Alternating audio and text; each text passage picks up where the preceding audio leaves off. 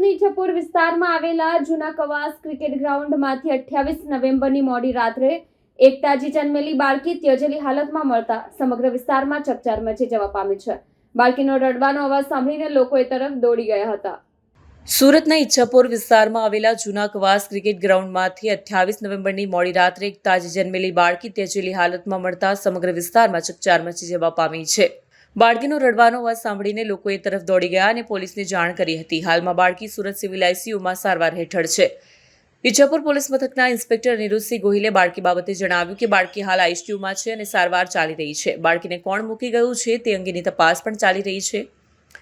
અલગ અલગ વિસ્તારોના સીસીટીવી ફૂટેજની તપાસ ચાલી રહી છે. આશા વર્કરો સાથે પણ સંપર્કમાં છીએ.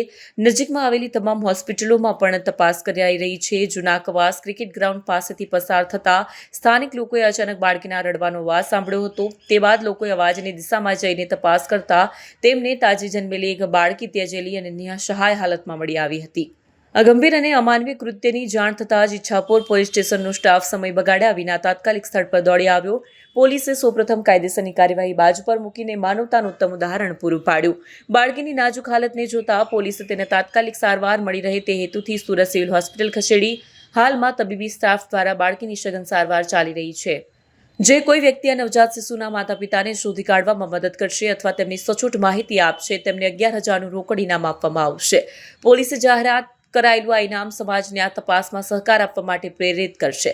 પોલીસે આસપાસના વિસ્તારોમાં લગાવેલા સીસીટીવી ફૂટેજની તપાસ, હોસ્પિટલમાં તાજેતરમાં પ્રસૂતિ થયેલી મહિલાઓની વિગતો અને સ્થાનિક લોકોની ઊંડાણપૂર્વકની પૂછપરછ શરૂ કરી દીધી છે.